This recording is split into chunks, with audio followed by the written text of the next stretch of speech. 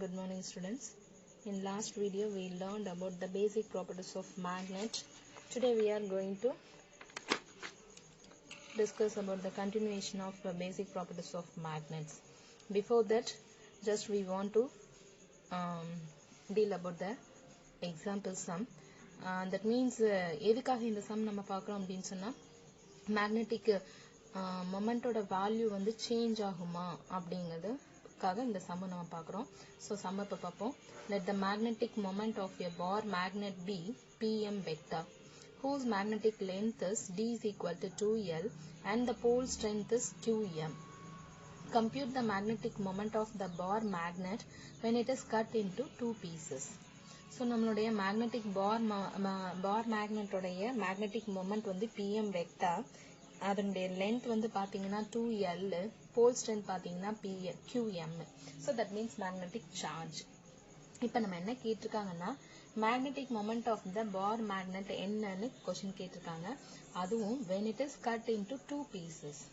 அது two pieces cut பண்றோம். அதுவும் எப்படி நம்ம கட் பண்றோம் அப்படிங்கறத பொறுத்து क्वेश्चंसல நம்ம two methodsல நம்ம ஃபாலோ பண்ண போறோம். So along its length and perpendicular to its length. ஓகேங்களா? So solution என்னன்னு பாப்போம். இப்போ இதுதான் நம்மளுடைய bar magnet வச்சுக்கோங்க. First question என்ன? Along its length இதனுடைய magnetic moment என்னன்னு கேட்டிருக்காங்க. இப்போ magnet நம்ம இப்படி length sideல கட் பண்ண போறோம். That means parallel கட் பண்ண போறோம். இப்படி கட் பண்ணும் பொழுது இதனுடைய magnetic moment என்ன ஆகும் question கேட்டிருக்காங்க. First one. Second one வந்து இது ஒரு bar magnet. இத வந்து இப்படி perpendicular கட் பண்ணும் பொழுது bar magnet உடைய magnetic moment என்னன்னு கேட்டிருக்காங்க. ஓகேங்களா? So first one போவோம். A bar magnet cut into two pieces along its length. So along its length இப்படி நம்ம கட் பண்ணோம்னா இது ஒரு மேக்னெட்டா, அதாவது இந்த போர்ஷனுக்கு மேல ஒரு மேக்னெட், இந்த போர்ஷனுக்கு மேல ஒரு மேக்னெட்டா மாறிடும். பட் மாறினாலும் இதனுடைய போல் ஸ்ட்ரென்த் Qm அப்படிங்கிறது along its length நம்ம கட் பண்றதுனால the pole strength of the bar magnet will be changed. That means the pole strength will be halved.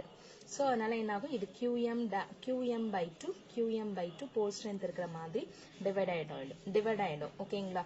Right. அப்போ நம்மளுடைய ஃபார்முலா என்ன அப்படின்னா போல் ஸ்ட்ரென்த் வந்து ஒரிஜினல் போல் ஸ்ட்ரென்த் வந்து Pm.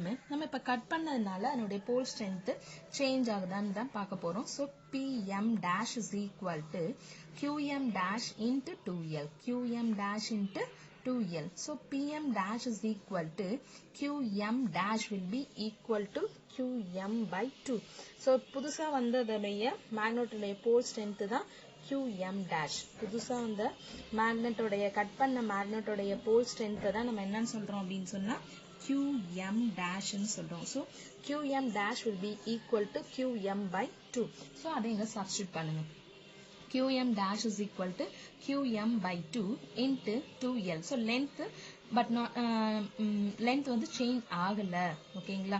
So pole strength will be half but the magnetic length of the magnet does not change. ஓகேங்களா? So Qm by 2 into 2L. So இதுல நம்ம for our convenience நம்ம என்ன பண்ணிக்கலாம் அப்படின்னா 1 by 2 வெளியில எடுத்துருங்க. 1 by 2 வெளியில எடுத்து Qm into 2L. Qm into 2L. Qm into 2L is nothing but the magnetic moment. So 1 by 2 into Pm. So in vector notation Pm dash vector equal to 1 by 2 Pm vector. 1 by 2 Pm vector. So along its length நம்ம cut பண்ணும்போது அதனுடைய pole strength magnetic moment என்ன ஆகுது? Original magnetic momentல இருந்து half reduce ஆயிடுது. ஓகேங்களா? Right. Second one என்ன? A bar magnet cut into two pieces perpendicular to the axis. Axisக்கு perpendicular cut பண்ணா என்ன ஆகும்னு क्वेश्चन கேட்காங்க.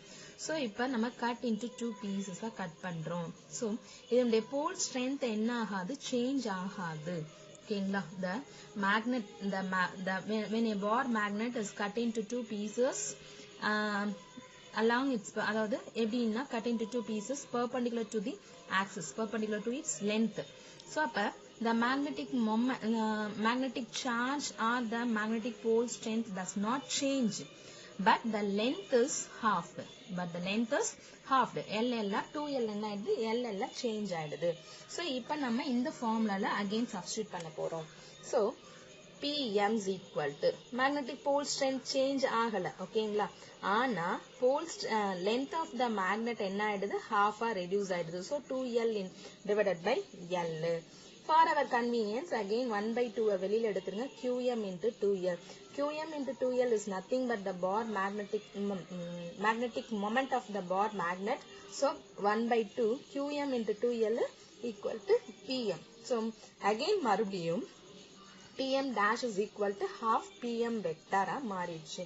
So இதுல இருந்து நமக்கு என்ன தெரியுதுன்னா ஒரு பார் மேக்னெட்டை along its length கட் பண்ணாலும் சரி along perpendicular to its axis cut பண்ணாலும் சரி நமக்கு வந்து magnetic moment என்ன ஆகும் அப்படின்னு சொன்னா ஒரிஜினல் பார் மேக்னெட்டோடைய magnetic momentோட வேல்யூல இருந்து half reduce ஆகும் இதுதான் நமக்கு இந்த சம்ல இருந்து தெரியுது ஓகேங்களா நெக்ஸ்ட் சம் என்ன அப்படின்னு பாத்தீங்கன்னா compute the magnetic length of a uniform bar magnet if the geometrical length of the magnet is 12 cm. Mark the position of the magnetic pole points. So geometric length of the bar magnet நமக்கு என்ன கொடுத்துட்டாங்கன்னா 12 cm. ஓகேங்களா நம்மள என்ன question கேட்டிருக்காங்க mark the position of the magnetic pole points. So இந்த formula நம்ம இங்க use பண்ண போறோம் ஓகேங்களா magnetic length equal 5/6 into geometrical length. இங்க என்ன நம்ம பார்த்திருக்கோம் பாருங்க magnetic length divided by geometrical length is equal to 5/6 ன்னு பார்த்திருக்கோம் சோ அந்த ஃபார்முலால இப்ப நம்ம கண்டுபிடிக்க போறது magnetic length. So magnetic length is equal to 5/6 into multiply divideல இருந்தது இங்க multiplyல வரும் geometrical length. So 5/6 into geometrical length வந்து 12 cm. geometrical length வந்து 12 cm. So 5/6 into 12. 5/6 into 12. ஓகேங்களா so 6 வந்து 6 12 டிவைட் பண்ணோம் அப்படின்னா 1 6 are 6 2 6 are 12 so 5 into 2 10. So magnetic length of the bar magnet எவ்வளவு 10 cm. geometrical length 12 magnetic length 10 cm. ஓகேங்களா right so அப்ப என்னன்னா இது வந்து நமக்கு இங்க 1 cm இங்க 1 cm ரெடியூஸ் ஆயிட்டு என்ன ஆகும் the pole points வந்து இந்த இடத்துல இருந்துட்டு ஓகேங்களா ரைட் நெக்ஸ்ட் போலாமா நெக்ஸ்ட் வந்துட்டு magnetic field lines. So the magnetic field lines are continuous closed curves. Magnetic field lines are continuous closed curves.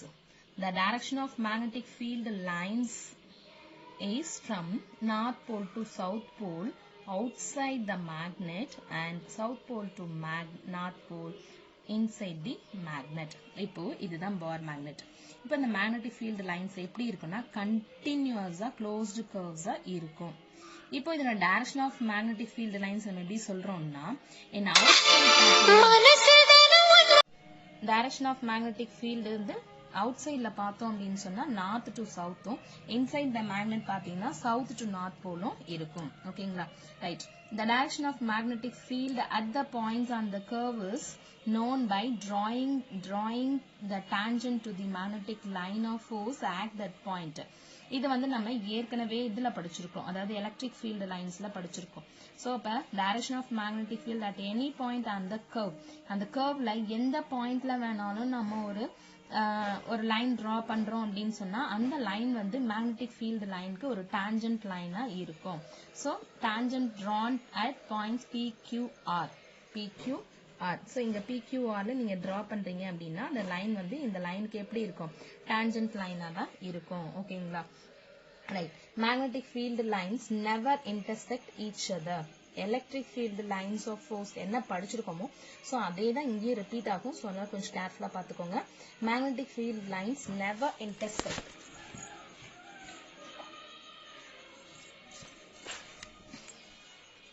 Magnetic field lines never intersect each other.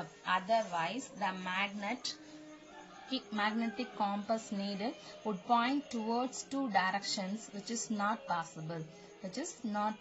அதாவது magnetic compass needle வந்து would point towards two directions, which is not possible. So அதாவது இந்த ஒண்ணு intersect பண்ணாது. அப்படியே intersect பண்ணனும்னா கண்டிப்பா என்ன பண்ணனும்னா அந்த directions வந்து என்ன பண்ணக்கூடாது, ஒரே direction ரெண்டு direction காட்டுது இல்லையா, அந்த ரெண்டு direction காட்டாம இருக்க முடியுமா, முடியாது. ஏன்னா அது north and south pole ரெண்டுமே டெஃபினட்டா காட்டும். So which is not possible. ஓகேங்களா? The degree of closeness of the field lines determines the relative. So சொல்றது புரியுதுங்களா? இங்க வந்து என்னன்னா இந்த ரெண்டு மேக்னெட் நம்ம எடுக்கிறோம் அப்படின்னு சொன்னா, அதாவது magnetic field lines never intersect. Otherwise the magnetic compass needle would point towards two directions. இங்க north and south pole கண்டிப்பா காட்டும் இல்லைங்களா? So இந்த north and south pole நீங்க எப்படி வச்சாலும் சரிதான், south to north, north to south அப்படிங்கிறது inside outsideல கண்டிப்பா magnetic field lines போகும். ஆனா அது வந்து என்ன பண்ணாது, intersect பண்ணாது. ஏன்னா இங்க ரெண்டு poles நமக்கு இருக்கு, south and north இருக்கு. So அப்படி இருக்கும்பொழுது டெஃபினட்டா அது வந்து என்ன பண்ணாது, intersect பண்ணாது. ஓகேங்களா? The degree of closeness of the field lines determines the relative strength of the magnetic field. That means the magnetic field strength where the magnetic field lines crowd and weak where the magnetic field lines spin out. So the degree of closeness of the field lines and the relative strength வந்து நமக்கு காட்டும். So எந்த இடத்துல strength அதிகமா இருக்கோ அந்த இடத்துல magnetic field lines வந்து crowd, அதாவது அதிகமா இருக்கும் field lines வந்து. எங்க வந்து strength வந்து லோவா இருக்கோ அந்த இடத்துல பாத்தீங்கன்னா magnetic field lines வந்து எப்படி இருக்கும் அப்படின்னு சொன்னா தின்னா இருந்துட்டு இருக்கும். ஓகேங்களா? அதாவது எங்கெல்லாம் magnetic field lines லோவா இருக்கோ அங்க strength கம்மி, எங்கெல்லாம் magnetic field lines அதிகமா இருக்கோ அந்த இடத்துல வந்து நமக்கு strength of the magnet வந்து maximum இருந்துட்டு இருக்கும். ஓகேங்களா? Right. Next one பாத்தீங்க அப்படின்னா magnetic flux. The number of magnetic field lines crossing per unit area is called magnetic flux. The number of electric field lines crossing per unit area is called as electric flux. The number of magnetic field lines crossing per unit area is called as magnetic flux. So magnetic field na magnetic flux, electric field na electric flux. Okay, so mathematically the magnetic flux through a surface of area A in uniform magnetic field is defined as pi b equal to b vector dot a vector. Therefore dot product அப்படிங்கிறதுனால ba cos theta மாறிடும். ஓகேங்களா? இங்க என்ன அர்த்தம் அப்படின்னு சொன்னா b யும் a வும், அதாவது magnetic field ஏரியாவும் perpendicular-ஆ இருக்குன்னு அர்த்தம். So where theta is the angle between b vector and a vector. இப்போ இதுதான் நம்மளுடைய magnetic field. ரெண்டு ball magnet யூஸ் பண்றோம், இல்ல magnetic field இது. ஓகேங்களா? இப்போ இந்த இடத்துல ஏரியா, அதுதான் நம்மளுடைய பிளேட், ஏதோ ஒரு சர்ஃபேஸ். இதை வந்து நம்ம இங்க வச்சிருக்கோம் போது இந்த சர்ஃபேஸ்க்குள்ளார எத்தனை நம்பர் ஆஃப் மேக்னெட்டிக் லைன்ஸ் உள்ள போகுதோ அதுதான் மேக்னெட்டிக் ஃப்ளக்ஸ். ஓகேங்களா? ஸோ அது எப்படி போகும், அதுக்கான ஒரு ஸ்பெஷல் கேஸ் என்னன்னா when B is normal to the surface. இது வந்து இப்போ மேக்னெட்டிக் ஃபீல்டு லைன்ஸ் இந்த சைட்ல தான் இருக்கு. இப்போ இந்த சர்ஃபேஸ் வந்து இப்போ எப்படி இருக்கு, இங்க பெர்பெண்டிகுலர். தட் மீன்ஸ் சர்ஃபேஸுக்கு பெர்பெண்டிகுலரா இருக்குன்னு வச்சுப்போம். சர்ஃபேஸ்க்கு அது பெர்பெண்டிகுலரா இருக்கு. பெர்பெண்டிகுலரா இருக்கும் பொழுது டெஃபினட்டா அந்த ஃபீல்டு லைன்ஸ் உள்ள கிராஸ் ஆகக்கூடிய ஃபீல்டு லைன்ஸ் எப்படி இருக்கும்னா இதுக்கு வந்து பெர்பெண்டிகுலரா இருக்கும்போது கண்டிப்பா அந்த சர்ஃபேஸ்க்குள்ள இன்டர்செக்ட் ஆகும். சர்ஃபேஸ்க்குள்ள இன்டர்செக்ட் ஆகுது அப்படின்னு சொல்லும்போது theta is equal to 0. Theta is equal to 0. Therefore the magnetic flux is pi b is equal to BA. Pi b is equal to BA. When B is parallel to the surface. இப்போ வந்து magnetic field lines இங்க இருக்கு. இதே அந்த magnetic field lines ஓடைய டைரக்ஷன்லயே சர்ஃபேஸும் இருக்கு. அதாவது இப்படி இருக்கு சர்ஃபேஸ். ஃபர்ஸ்ட் சர்ஃபேஸ் இப்படி இருக்கு. அப்ப என்ன ஆகும், ஃபீல்டு லைன்ஸ் உள்ள கிராஸ் ஆகும். இப்போ சர்ஃபேஸ்ல இப்படி இருக்கு. இப்படி இருக்கும்போது மேக்னெட்டிக் ஃபீல்டோட டைரக்ஷனும் இப்படிதான் இருக்கு, சர்ஃபேஸும் இப்படி இருக்குன்னு போது டெஃபினட்டா அதனுடைய என்ன பண்ண முடியாது, parallel, அதுக்குள்ள number of lines வந்து இருக்காது. So theta is equal to 90 degree. அப்போ magnetic flux is pi b is equal to 0. ஓகேங்களா? Suppose the magnetic field is not uniform over the surface. அப்போ அந்த ஈக்குவேஷன் என்ன ஆகும், சேஞ்ச் ஆயிடும். இந்த ஈக்குவேஷன் இப்படி சேஞ்ச் ஆகும். ஏன்னா யூனிஃபார்மா இல்ல அப்படிங்கும் போது நம்ம இன்டகிரேட் பண்ணுவோம். So pi b is equal to integration of b vector dot da vector. b vector dot da vector. So magnetic flux is a scalar quantity. SI unit of magnetic flux is Weber, which is denoted by the symbol WB. Dimensional formula for magnetic flux is ml square t power minus 2 ampere power ml square sorry dimension வந்து இந்த மாதிரி நம்ம சொல்லலாம் ml square t power -2 a power -1 SI யூனிட்ல மட்டும்தான் நம்ம இந்த மாதிரி சொல்லக்கூடாது பட் டைமென்ஷனல் ஃபார்முலால ml square t power -2 a power -1 சொல்லலாம் the CGS unit of magnetic flux is Maxwell ஓகேங்களா 1 Weber is equal to 10 power 8 Maxwell.